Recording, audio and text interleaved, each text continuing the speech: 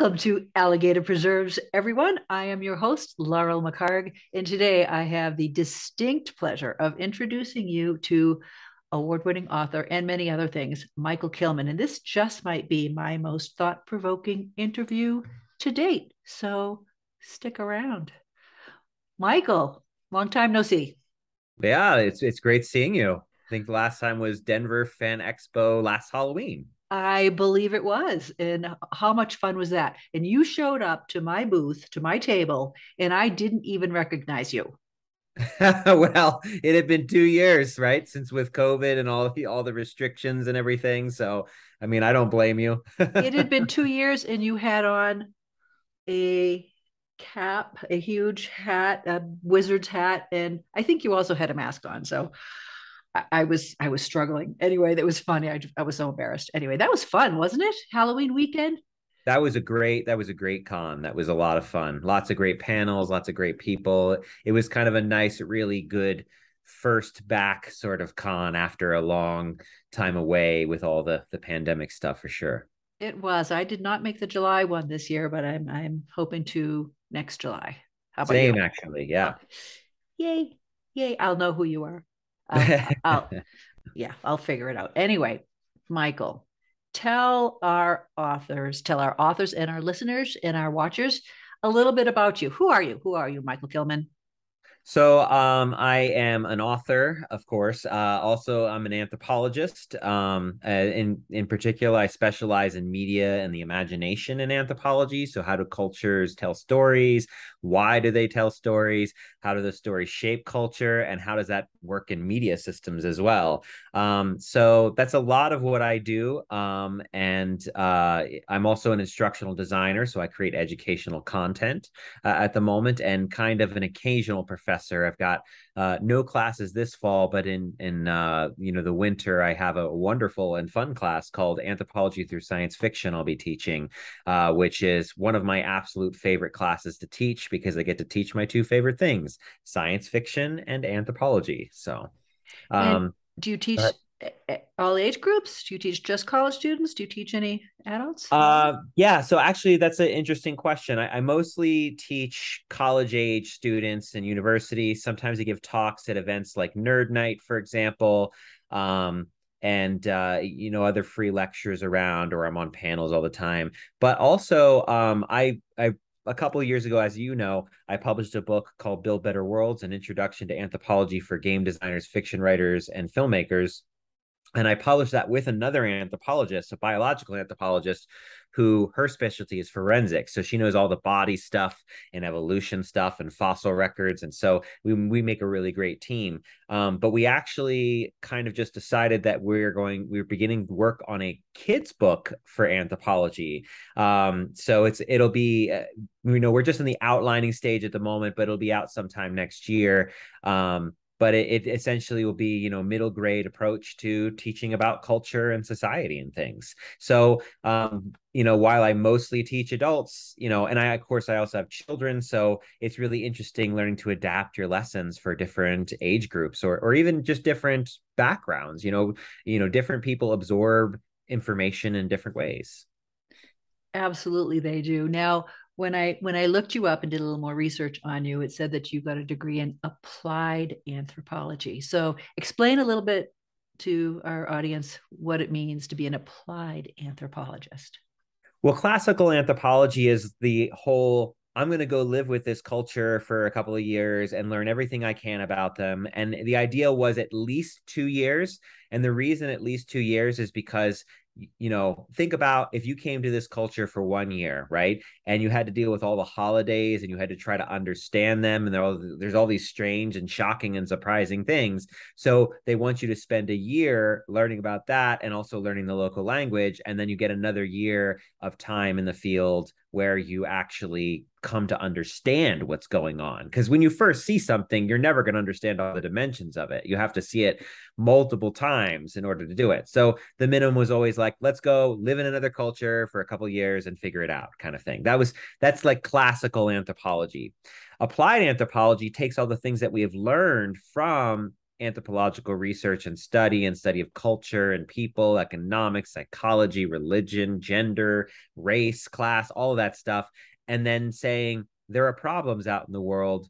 What problems do people have? How can we use this knowledge about culture, about how the way people think about things or know things or imagine things, and find solutions to these problems? So applied anthropology is solutions oriented. And I do want to make an important distinction, because people are like, so you're impressing your Western knowledge on these other cultures. That's not what applied anthropology does. We essentially end up in a community, or a nonprofit organization reaches out to us, and we collaborate with the cultures. What do you need addressed? How do you need to solve this problem? What are your solutions? Because quite honestly, a lot of the problems around the world, people know how to solve the solution already, but there's all these external forces, big companies, or someone coming in and mining in their region or something, and so they need assistance either in resources or awareness or various other things. So anthropologists are kind of like allies for solving problems. We're also intercultural mediators. So sometimes we'll get applied anthropologists will get put in a situation where you're between a culture and a nonprofit, and the nonprofit keeps doing something, and the culture is pissed about it, and no one can figure out why. And so the anthropologist comes in and tries to mediate, tries to be kind of essentially an interpreter, but not of language necessarily, although that's part of it, but also of the culture. Because there's a reason you don't call people translators, you call them interpreters. Because if you've ever tried to translate something directly from one language to another, it doesn't work right. Well, the same is true of culture. Culture doesn't just simply translate in a one-to-one context. There are things like even emotions that have no correlate in Western culture. There are emotions that we have that other cultures don't have, and there are emotions that other cultures have that we don't have, for example. Give me an example of that.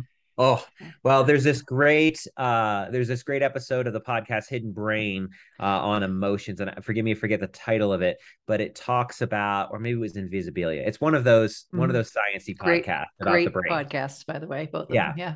And they talk about this anthropologist who had went into this culture, and there was this kind of really interesting, it wasn't angry, it wasn't sad, it wasn't mourning kind of emotion, and there's no English equivalent to that particular emotion, but it's like something that they experience in a very particular circumstances, when they're having like this clash of emotions together, and they make this certain wailing noise, and it's only present in this one particular culture and nowhere else. And the anthropologist who is living there, his wife died while she was there. And so he's experiencing, and he didn't experience, like, it wasn't a grief thing. It doesn't fit into the grief box, because it's not just about grief. It's this collection of like intense emotions that mix together, and they have a particular emotional word for it. And, he later talked about how, years later, actually, I think it was like 2 years after his wife's death, he actually experienced the emotion, because he had lived with those cultures for so long, and something in his head clicks and he understood it. But he said the problem is there's very few words. He used the indigenous word. Again, forgive me because I don't remember what it was, but he uses the indigenous word for the emotion, but like it doesn't have any way of translating into English. And so there's also a book by anthropologist Catherine Lutz called Unnatural Emotions. And that's really about how there are certain cultures that really don't have any of the standard Western emotions that we have. You think of like, joy, sorrow, anger, those kinds of things are not present in the same way. They're significantly different, and the best you can do is combine 3 or 4 emotions in English to understand what their one emotion is in their other language. So it just moving through the world gets really, really complicated, because for every language there's a distinct culture, and there are still somewhere around 6,000 distinct language and tens of thousands of dialects. So, those are all different ways of knowing the world, essentially. And so as an applied anthropologist, you would want to help solve or mediate a problem in a specific culture. Is there a size limit to the culture? In other words, could it be a small village? Would it have to be something bigger? Where would someone like you spend your time? Well, applied anthropologists are everywhere.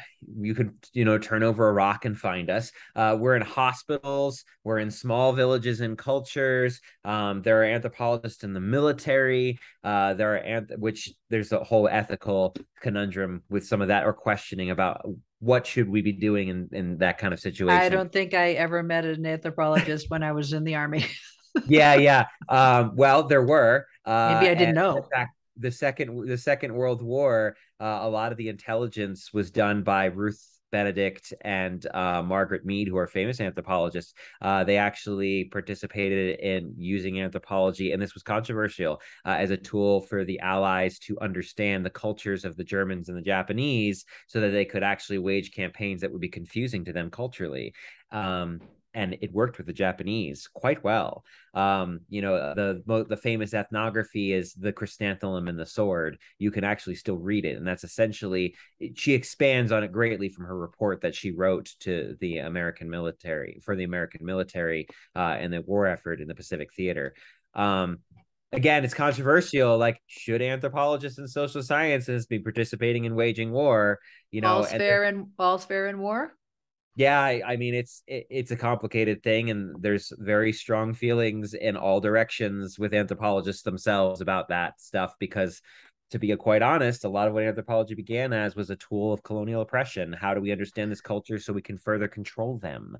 And the British and the French in particular were very prolific in using anthropology, and so obviously over time, as we began to develop as a science and we formed ethics, and, we participate in human subject review, that kind of stuff is no longer considered ethical for a number of reasons. But again, there are anthropologists everywhere. And so, you might work with a Native American tribe who's having problems with their water rights and getting access to, their treaty guaranteed water rights. As an anthropologist, you might, contact legal help or something like that if they specifically are asking for you to help with this issue. And then you kind of try to work through this whole problem together with the community, and then with like the various interest groups and stuff. I've actually done some consulting work with the military and 17 Native American tribes. And they were looking at, kind of the history of what we call traditional ecological knowledge. How do these individuals interact with their environment, and what does that mean to them? What are sacred and important to them about this land, and all that other kind of stuff. And the federal government has to do a certain degree of consultation with indigenous groups, in order to, do any kind of major land projects. This is a result of several policies. One of the most famous ones is NAGPRA, the Native American Grave Repatriation Act of 1990. So there's a lot of like laws and stuff that anthropologists can help people navigate as well. In hospitals, they do things like, help understand difference, in cultural differences in medicine. There's another really famous book for you. It's not written by an anthropologist, but a journalist, but it highlights some of the cross-cultural conflicts in medicine. It's called The Spirit Catches You and You Will Fall Down. And it's about a Hmong child. Hmong is spelled Hmong, with epilepsy, and their cultural interpretation of epilepsy is it's sacred. But then, the Western interpretation is that it is a disease and it needs to be treated. And so you see this clash of two different cultures' interpretation of medical stuff. So anthropologists will help with stuff like that. There's lots of, really, if there's any topic you can think of, an anthropologist is studying it, and probably an applied anthropologist is trying to solve issues surrounding it. There's lots of us out there. So it's a very useful tool, because essentially what anthropology is teaching people to step back, try to suspend your judgment. Not that you don't have judgments, but understand what is actually happening here. What are the forces? What are the complex systems that are at play in this picture? And so we take a holistic approach. How do you look at all the dimensions of a person, an identity, of a culture, and where are the problems rising in that particular configuration? And then learning to speak to people in their own culture. because you can speak the same language all you want, but I mean, think of how divisive the politics in our country are right now. We're essentially speaking different cultures, and that's a fundamental problem that we have. We can't You talk. do you have a favorite area of study where you've Um, worked? I region or Region. topic? Region. I would say region. Um, Yeah. well, my two particular areas as an undergraduate and graduate were primarily Native Americans. And then I also spent a lot of time focusing on the Middle East in undergrad in particular. So trying to study Middle Eastern politics, culture, and history. So those are my two big areas. I am also very interested in India and China, and I've spent a lot of time reading that stuff. I'm also amateur historian, so I read all kinds of history books all the time. I mean, I'm honestly, and this is probably the answer you're going to get from most anthropologists, I'm just interested in everything. So it's like we're just very curious people, like any topic. Well, how does that work? Where are humans, what are humans doing with that? But I mean, of course, like I'm interested in space exploration anthropology, which is like a new thing that's going on, looking at what privatization of space is doing, what NASA is doing, what the space race did, what are implications of colonization, because obviously if you get a diverse coalition of cultures on another planet, which is probably inevitable, what's going to happen there. And then of course you can delve into the realm of science fiction, like The Expanse, right? And so like The Expanse is a great example of what happens when you just put a whole bunch of people in the asteroid belt of different cultures and you see their blends and all kinds of really interesting stuff. And it So, all deals with class systems. oh yeah, oh And yeah, so so much. so let's segue into your Chronicles of the Great Migration series. I have two of your books here, Mimi of the Nowhere and Upon Stilted Cities. And I read the third one, Sarah of the Runners. Um, I don't think I have your fourth book. I'm going to have to So get you. there's two Upon Well, there are Stilted. two Upon Stilted Cities. Yes. Yes, And yes, that's that's because they're actually really, they were one book and I split them because they were kind of long, kind of thing. So one is part one and one is part two. And then Sarah of the Runners is the fourth book, is which the fourth one. All yeah, right. yeah, yeah. So there was the reason why I was a little bit confused when I read the the fourth book because I missed the third one. Um, give us an elevator pitch, either for Mimi of the Nowhere, which is the first one, or for the whole series. You're in an elevator, you got to sell this to somebody, our listeners out there, you want to get them to read it because it is fascinating. I'll just say that right now, but go ahead and give us your pitch. So it's a series about giant walking cities and a war between telepaths. I mean, that's the very simplest way I can possibly put it. It's in a post climate change era. Things did not go very well, and there are massive storm systems, which you don't really, this is a little bit of a spoiler, but not a huge one, because it's a couple people question it a couple times throughout the earlier in the series. But in the fifth book, you find out that the reason that there's never ending storm systems is because humans tried to create artificial climate systems when the climate was changing, and it backfired and created never ending superstorms in the ocean and constant roaming superstorms on land. So you get massive sandstorms and massive hurricanes that essentially never end because we tried to fix climate change after it was already too late, sort of thing, or there was some government project essentially that tried to do this kind of thing. And so the only way to survive was to keep being nomadic. But the problem is that the earth is so hot. It's a comfy day is like 170 degrees, so it's like, and then the air is kind of toxic from all the methane released from the permafrost, so you can breathe it, but after a couple of hours you get extremely sick. So you can't just be out on the surface of the earth. And so what people did was they invented walking cities in the early 2100s. And then and from there, you ended up having the successful launching of 12 walking cities, of which, one of the very first things that happens is one of them is destroyed. So and by a terrorist organization. So there's a lot of really big moving parts in the Yeah, series. literally big moving parts. Yeah. 12 biblical.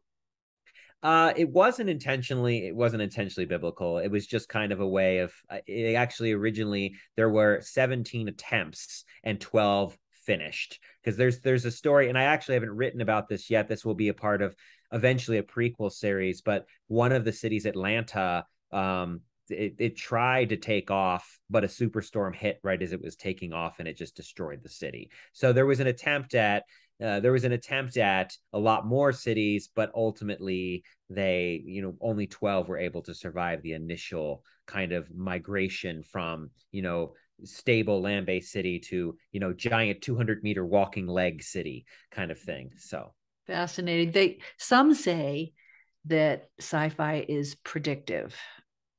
oh, I hope this isn't predictive. I hope this isn't predictive too.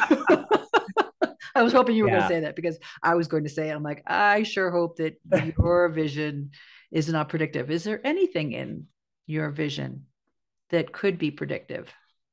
I mean, yes. I mean, there's life extension. For example, if you have the means, if you have the money, you can essentially live forever. And I would think that at some point that may be possible in the future. There's also some discussion of like artificial gravity generation, but I'm not a scientist, so I don't know. I mean, I read some things on gravity and quantum physics and stuff, but like I really hope I didn't get it too brutally wrong. Kind of Well, thing. Andy Weir didn't stop just because he wasn't exactly a scientist when he wrote his books. So Wasn't he an engineer though? I you're feel like he had a yeah, hard but science there was background. he actually admitted to not knowing a lot of things. But so you're in good company. Okay, okay. Well, and I'm a social scientist, so that stuff will be really well fleshed out. But the hard science stuff, quite not quite so much. Suspension of disbelief. Yeah, suspension of disbelief, right? And also like sometimes things are utterly ridiculous or exaggerated or hyperbolized for a reason, right? I mean, science fiction is about picking up that big old rock, turning it around, and looking at it, right? It's not necessarily. I mean, there are people out there who are really only about hard science fiction, but then you lose the possibility of using imagination to engage with other possibilities, right? And I like both. I like hard and soft science fiction. I do actually often prefer softer science fiction because for me, there's more arena to play in. There's more like you're not as worried about the boundaries of possibilities. You're more worried about well, what if? What would humans do if this happened kind of thing? And I like playing with those ideas because I mean, when you actually read and study cultures, you realize we all do weird and bizarre and strange things. Every single culture does. So it's really interesting in science fiction to see, oh, a city was walking? What kind of implications would you have to do the social structure in that city? And, what kind of how would you keep population under control if you've got walking cities and you also have life extension? Like that's, and you have to have an enclosed ecosystem so that, the cities are surrounded by what they're called envirodomes. They're essentially electromagnetic shields that surround the city and essentially keep a closed ecosystem. And so, and that keeps all of your air and your temperature control stable. And, the city is a very deeply regulated ecological system. So how do you control people in those systems? What kind of political climate is there? And then of course, why you can't just assume, especially since the way these cities are ultimately built, they're kind of thrown together in the wake of terrible climate disaster happening all around. Like you hadn't shattered all the capitalistic system, and so it still very much lives in the city. You can't really, and in the book, of course, speaking of class stuff we were talking about earlier, there were several historical attempts at uprisings, and most of them failed, or they failed to do anything specific because there is just so many ways you can control a population in a closed ecosystem. So it can be, but inevitably all oppressive systems fall too. They never last forever. And speaking about your walking cities and the construction of them, infrastructure isn't forever. No, it's not. So right. So I mean, you've got all kinds of things you're dealing with in the series. You Yeah. mentioned I didn't read the whole thing, but I saw somewhere that you said that this series is not dystopian. No, it is How is it? actually. How is it not? Explain that. What is it? So there's a lesser known category of fiction called polytopia. So Polytopia. there's utopia, which is like Okay. the perfect society in the of the future, right? And a lot of actually early science fiction in the 15th, 16th, and 17th century were utopia literature. It was how can we learn about these cultures we're encountering as we're colonizing the world and put them together with ours to make the perfect society. And so that's some of the very earliest science fiction. Like Gulliver's Travels is actually very clearly an early progenitor of science fiction from the 17th century. And every society he visits is either, dystopian or utopian, or it's somewhere in the middle. And so it's asking a question of what makes a good society. That's actually the core of science fiction. If you go all the way back to the second century, what is usually considered the very first science fiction novel, Lucian's A True Story, where they go to the moon and there's a war between the moon and the sun, the moon people and the sun people. And it's what it is. It's all critique on, modern Greco-Roman culture, right? Just like science fiction is always a critique on the present. And it's satirizing, but it's also at the same time asking, well, what makes a good society? What does a good society look like? And so we have this entire breadth of history throughout the last 2,000 years, really, of people asking these kinds of questions. And so you get utopian literature, which is the good stuff, dystopian, which, classically 1984, Brave New World, totalitarian dictatorships, right? You also get post-apocalyptic.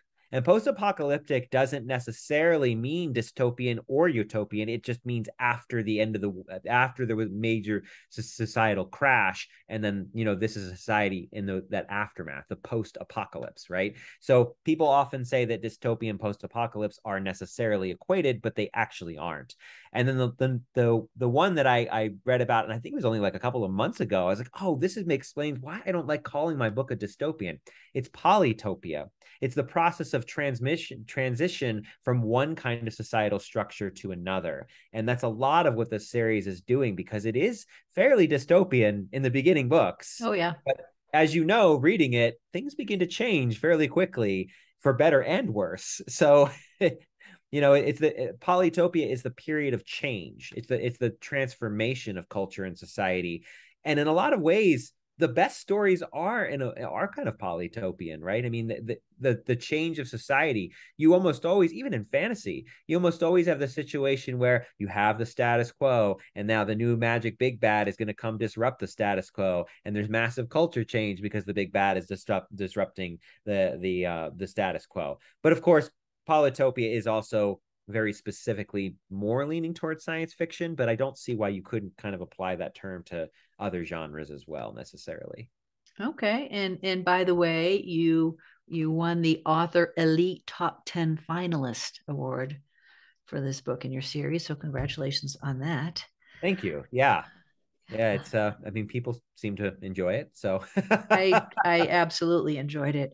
So Build Better Worlds, the book that you wrote, um, is it possible to build our world better? No oh, pressure, absolutely. no pressure on you, but Yeah, is it I mean, possible? look, we social scientists, I mean, we've been at this for 100 years. We know a lot of stuff. We don't have all the answers, mind you. I'm never going to make that claim, but there are a lot of things that we could do to restructure society that would make it better, but it would change a lot of the power dynamics and the money dynamics, and that's always a very difficult that's always a difficult sell to people, is like, well, your life is going to have to change, but the world will be better long term. So it's almost, in some ways, things like pandemics are kind of an excuse for us to make rapid change. And in fact, I did some consulting for some companies as an anthropologist, looking at what happens to culture as the result of major global pandemics, right? And so I actually did a little bit of background research into the kinds of things that happened after the Black Plague, and things that happened after the 1918 pandemic in particular. I mean, the Black Death really made the Renaissance possible. We would not have had the European Renaissance. We probably would not have had the rise of Europe, especially since, one of the things the Black Death did was it took out the Mongol Empire. Without And taking out the Mongol Empire, Europe may never have come to prominence because the Mongols were in Poland. They were literally on, Eastern Europe doorstep and were poised to take over. And there were some reasons that they slowed down, including their military technology and things. And you can read all about this, by the way, in Jack Weatherford's book, Genghis Khan and the Making of the Modern World. He's a anthropologist and historian, and he spent a number of years in Mongolia studying the culture on top of reading the historical text. And And pandemics don't see class, yeah, and yeah, they're in a way maybe a little bit of an equalizer, although it could be said that people, with money can get better treatment possibly.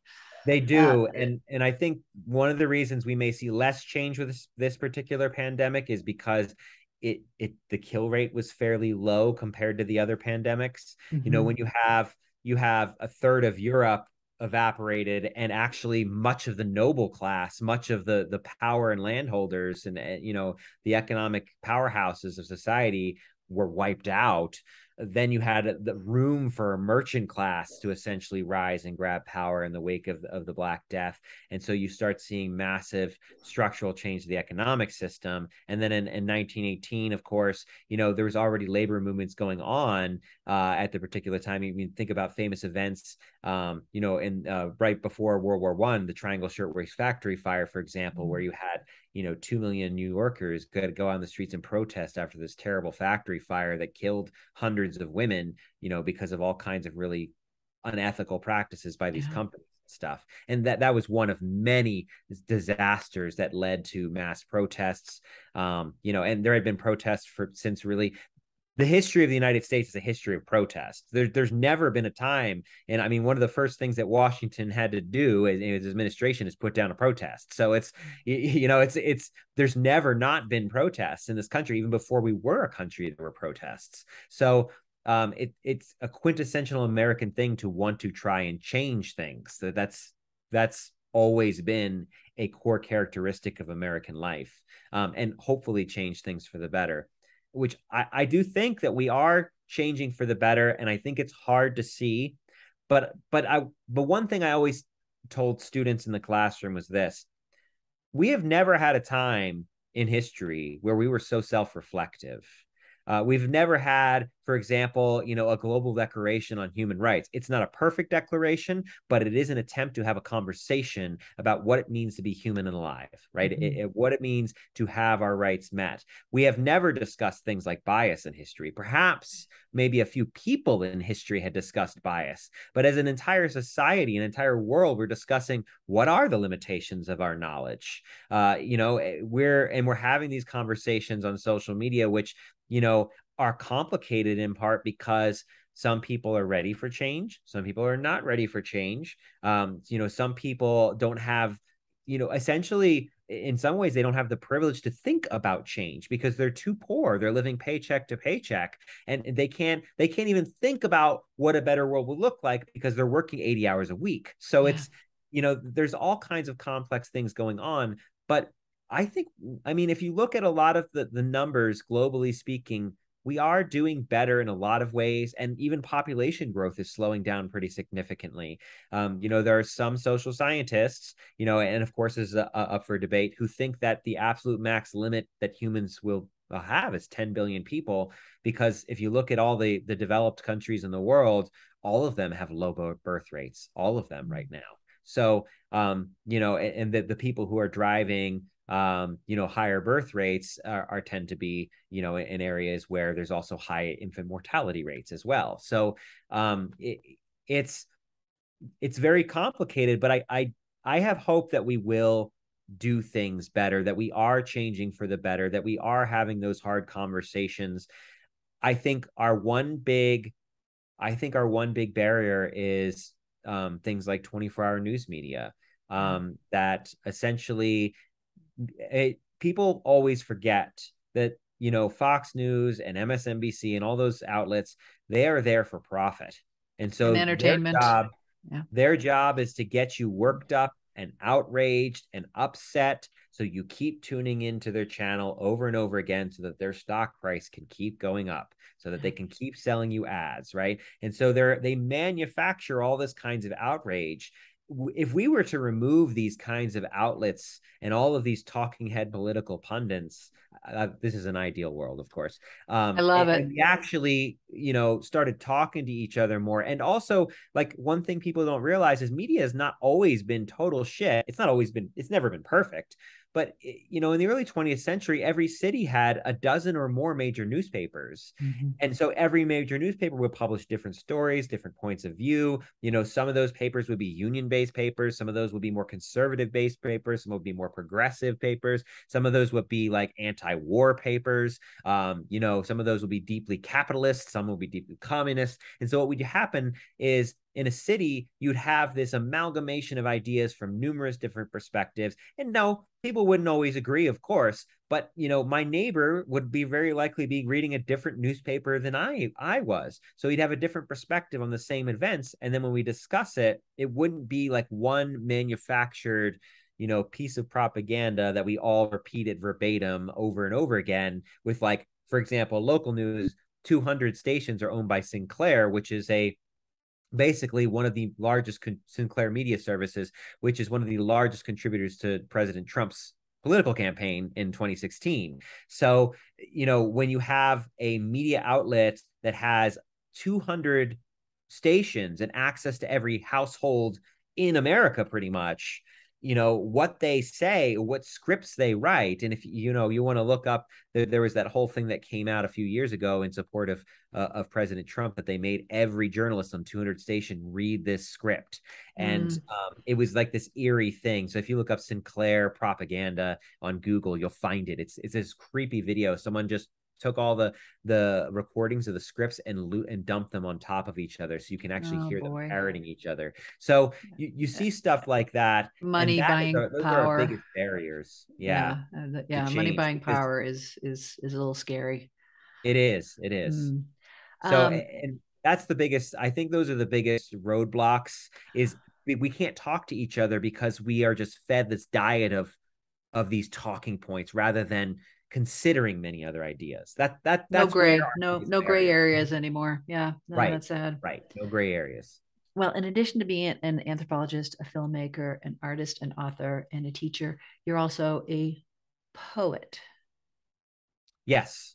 And do you have a poem that might relate to what we're talking about here? Yeah, that absolutely. You might read.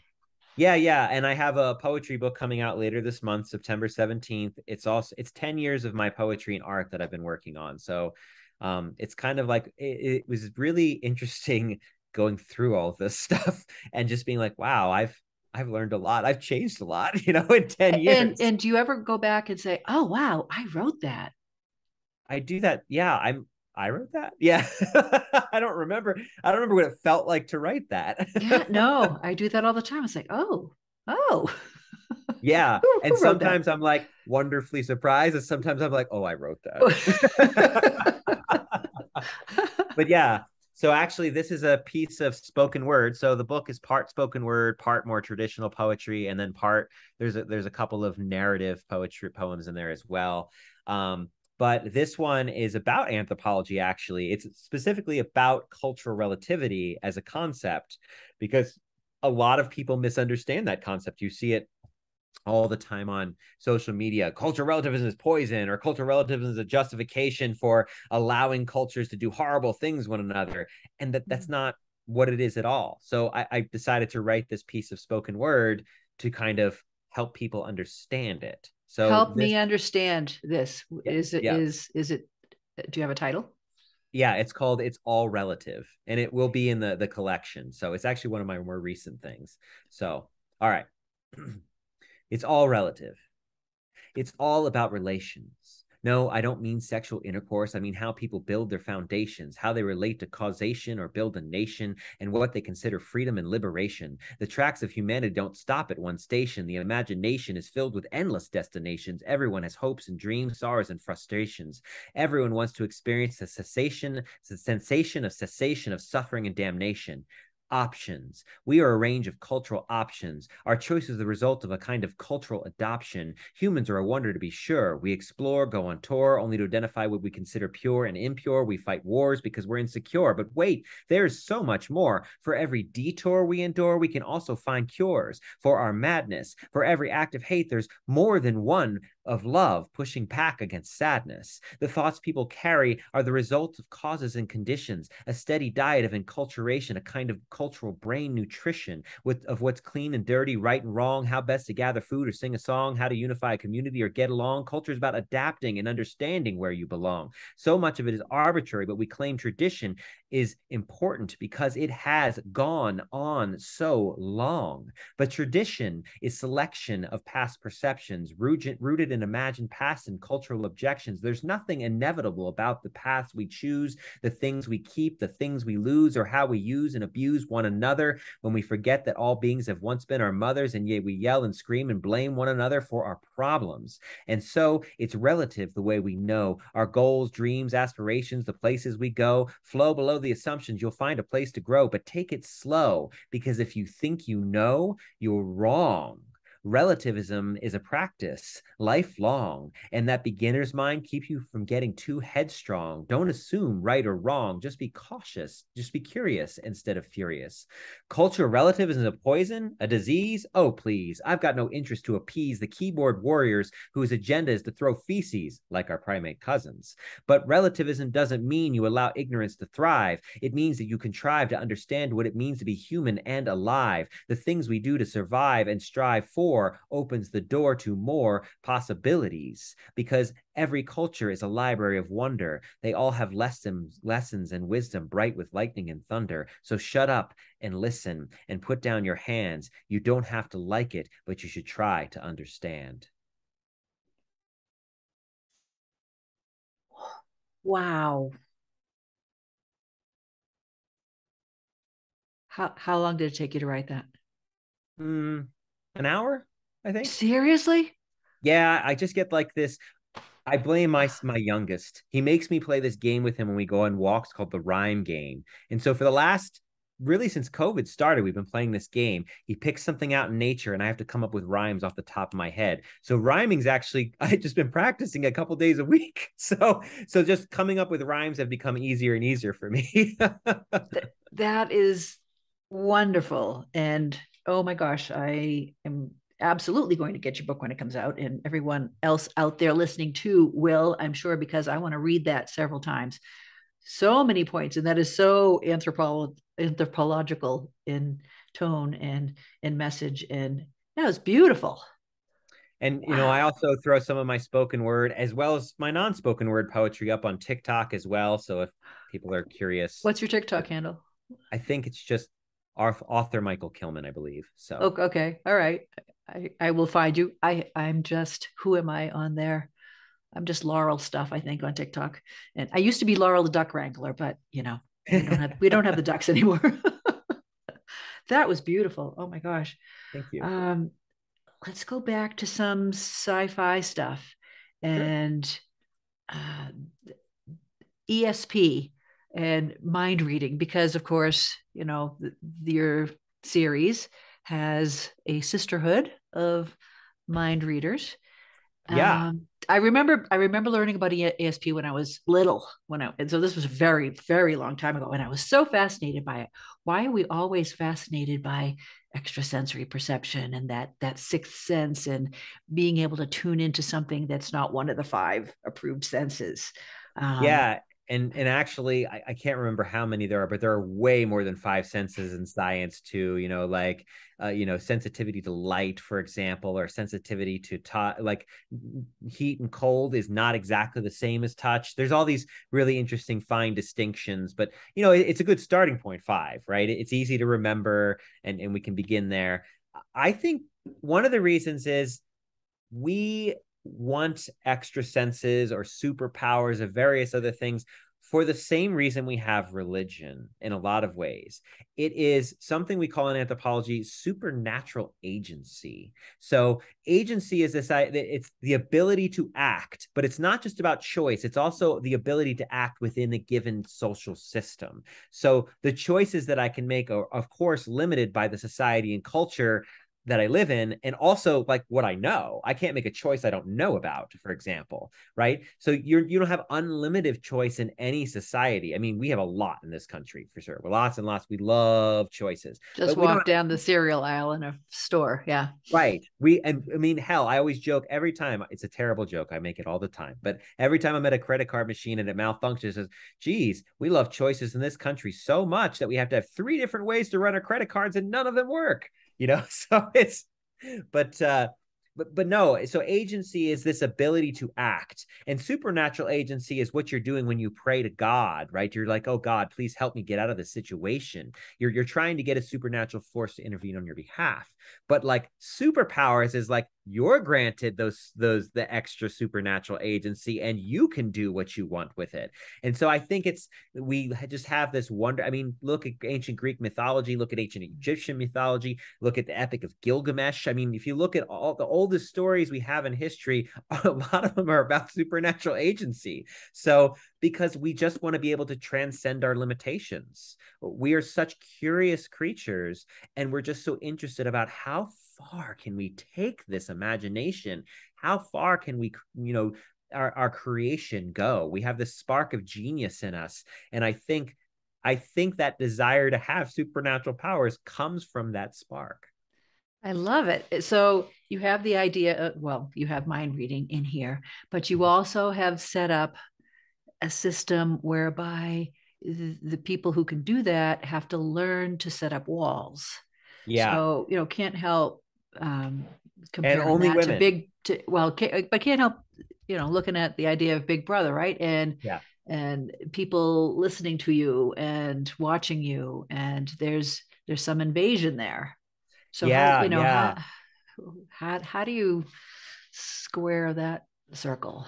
So the mind is a complex thing, right? And so the approach that I took with their telepathy is that it's only the things that you consciously think that you can pick up on. All the subconscious stuff or the deep stuff is, that stuff you can really dig, but there's a risk that you could kill both yourself and the person, that if you're trying to dig super, super, super deep.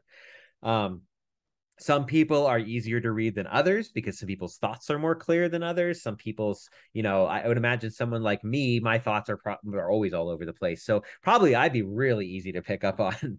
But it's a situation where, you can influence people, but you can't force so much. So, like the antagonist, for example, her telepathy is manipulation. Like she spends a lot of time trying to manipulate people. So she picks people who already have bad intentions and just keeps planting ideas into them and giving them, like, well, maybe try this or do this. And then, of course, the more she manipulates them over time, the more she has control over them, right? So there's, because they get themselves deeper and deeper into situations, and it becomes a kind of madness. And that kind of madness is this kind of deep push or deep attempt at using mind force and like using force. And that force is called the red veil. And it is Scary.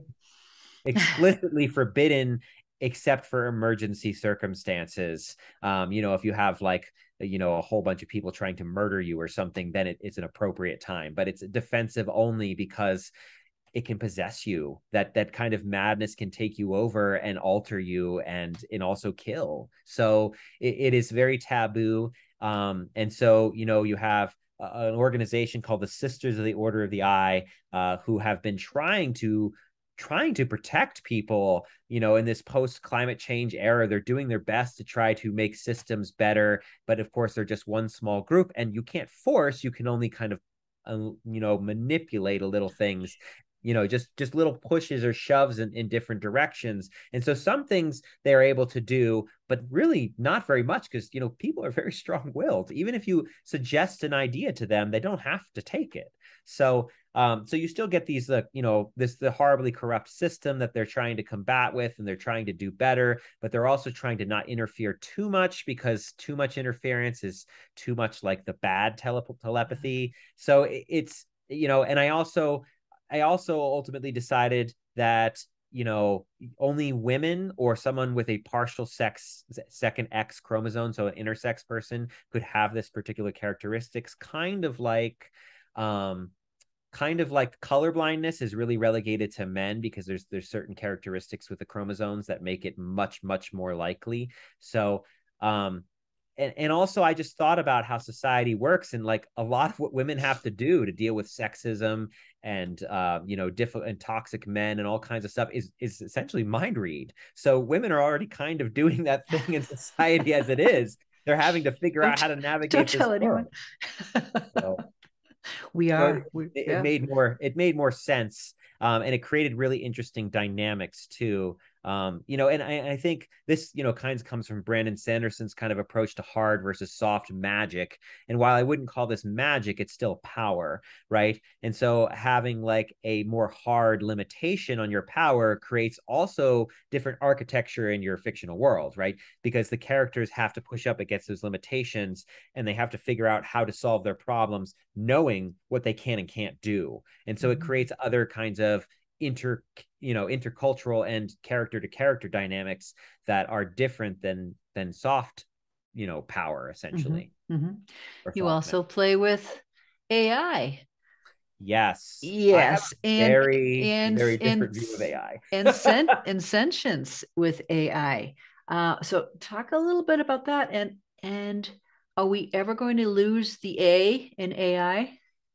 Yeah, that is I mean, at what point artificial, what point does that word, you know um when does it lose its meaning? Because it's intelligence, right? I mean, so that's a really, I think, wonderful question to consider, is what is artificial about it? I mean, you could say a lot of the things that we do are quite artificial and how we've constructed society, but then you get into this whole, what we call a Cartesian dichotomy, Descartes, nature versus culture, but it's a little bit of a false dichotomy, because culture is a part of nature and nature is a part of culture, and those kinds of things. So, when we talk about things, a building being artificial, like, yes, but it's made from us and it's made from materials of the world. There's this whole philosophical debate we could go on for hours. I don't think, me personally, maybe I'm just an optimist, I don't know. I don't think that artificial intelligence would be inherently evil. I really don't think that. And this is kind of reflected in my series. I think that you think about what an artificial intelligence would be. It would be a system of information that was, super fast at processing all the kind of present available cultural data provided to it, right? So if you took all of the world's history, all of the world's cultures, all that other stuff, that would include the good and the bad, right? It's not just including the bad, or that humans are conclusively evil, because we're not. While, a lot of the major events we think of are historically ugly, everyday life is not that way. There's a lot of kindness and love and all kinds of things all around, and humans do all the time, every single day. Think about, what parents and children do on a daily basis. And so for any species or any artificial intelligence to simply include that humans are worthless and evil and they just don't like what they don't understand, well, I mean, that's also not true too. If we look at difference in small scale societies, difference is accepted when you know people. When you actually know a person one-on-one, it's the distance that makes difference difficult, really. It's the I don't know my neighbor, because I live in for me, for example, I live in an apartment complex with like 1,000 units. So it's like, I can't know everybody, and so I can't care about everybody. I don't have the capacity to do it. But if you're in a small scale society and someone is fundamentally different, and there's stories of like there was a story on NPR of an individual who came out as trans and who was the mayor, and everyone was like, well, I know the person forever, so it's totally fine. Like, so when we actually have a face to somebody, when we actually interact with people, we don't hate on each other the same way. That doesn't mean you get along with everybody in your small community. Right. Lord knows we all don't. But there's a difference between not getting along with someone and actively hating them too. Yeah. So I don't think that an artificial intelligence would take that approach. If an artificial intelligence is in a mirror image of us, I think it would emphasize its curiosity, because, okay, I know all this stuff about humans. What about the rest of the universe? I mean, there's so many humans are interested in the rest of the universe. What is there to know out there? So I kind of feel that artificial intelligence would be far more curious and interested in the possibilities than it would be about oppressing humans. And also, teaching anthropology through science fiction in the past, I've read a whole slew of academic research and articles on when did artificial intelligence become evil in science fiction. It doesn't really happen. I mean, there's a couple of examples before, but it doesn't really happen until Hiroshima and Nagasaki, when the bomb is dropped and we suddenly realize how dangerous our technology can really be on a global level, that we can, in fact, destroy the earth. That's when you start seeing malevolent AI pop up everywhere. There's a couple of examples of like rogue or malfunctioning artificial intelligence earlier than that, but the malevolent humans must die approach does not come until Hiroshima and Nagasaki happens. Because again, science fiction is a reflection of our cultural experiences. And there are scholars who have, anthropologists who have written books on how does the history of science fiction correlate with the history of the world? What kinds of questions do we ask and when? Because, you can't ask a question about something until you know about it, right? So until it comes up in the world, you can't think about that, which is why in the 1950s and 60s, you had this whole slew of terrible, cheesy B sci-fi science fiction movies about atomic energy and what radiation would do, and giant ants and spiders and all kinds of things, right? What would all these things do? Yeah, Godzilla. Godzilla is a great example too, right? And then John Scalzi's new book plays on that whole fun thing. If you haven't read it, it's really great. What was it called? What are they called? The Godzilla type monsters. I always forget. The Kaiju Preservation Society. And it is a hoot. It is just a fun, hilarious read. It's nerdy as hell. If you like Godzilla stuff, please go read it. It's great. It is one of those, it's a popcorn read. You just sit there and read and laugh and have fun. Awesome. I will get that, and I will have links. Oh my gosh, Michael, I could talk to you all day, but I know that you have a few things to do. What do you do to unwind? Do you ever unwind? Oh, I'm bad at unwinding. I mean, I always, every weekend I tell myself I need to unwind, but I do meditate lots. I'm a practicing Buddhist. I go on lots of hikes. I do century rides. I try to once a year, which are 100-mile bike events. I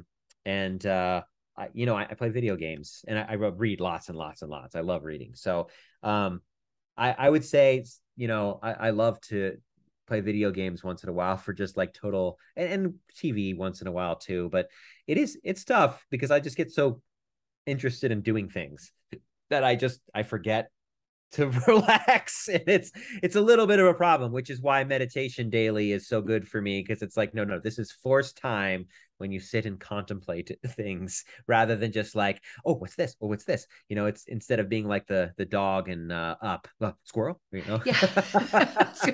There are so many squirrels, and oh my gosh, we have the world at our fingertips. I mean, come on, we could learn everything every day. We could learn everything, and there just aren't enough hours or days. If you know how to do research and you know what good evidence is, you can find out just about anything in the world you want in this era. That is a gift that we just do not utilize. So right.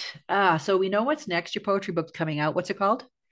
It's called a luminous liminality, which liminality is an anthropology term for the space of change or transformation it can be in cultures, but it's often referred to in ritualistic kind of things like religion or spiritual transformation. So it's, the caterpillar and the butterfly are the, before and after. The liminality is the chrysalis phase. Okay. So All right. And when does this come out? this comes out September 17th. Oh, right around the corner.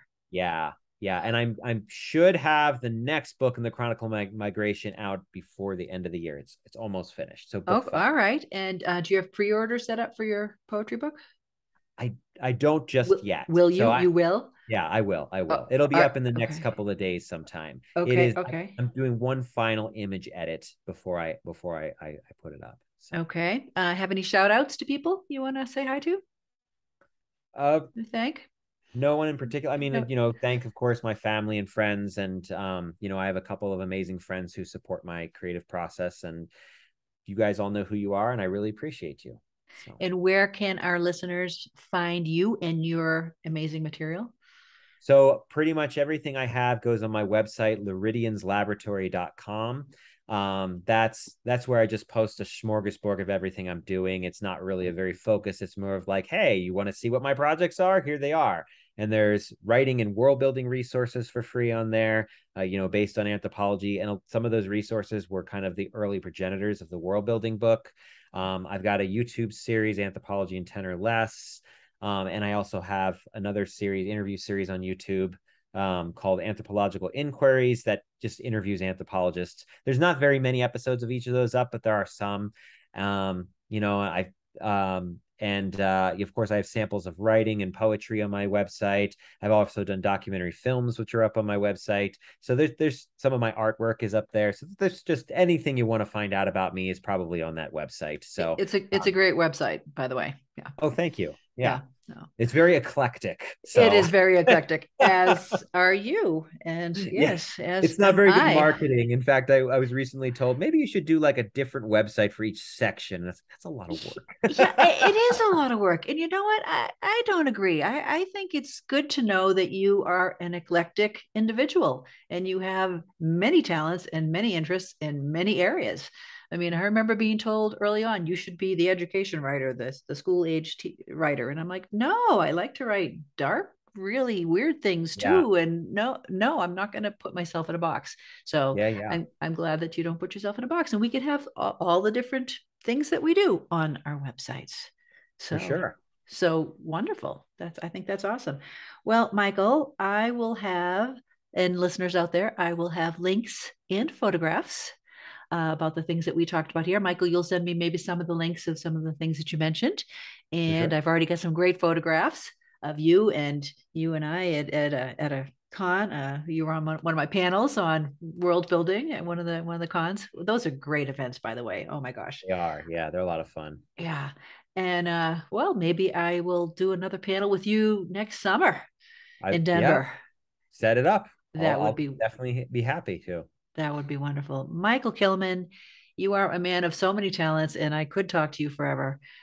Listeners out there, thank you for visiting Alligator Preserves and check out Michael Kilman's work. That's Kilman with one L.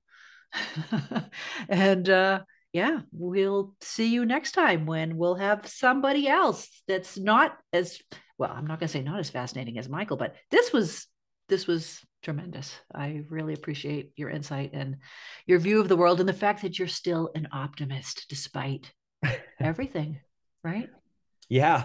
Well, thank you so much. It's an honor to be on with you, Laurel. You are also quite brilliant and interesting and to talk to. So thank Well, you very thank much. you. I hope to see you soon in person again. And Me too. thanks for your time. Bye bye. Bye-bye.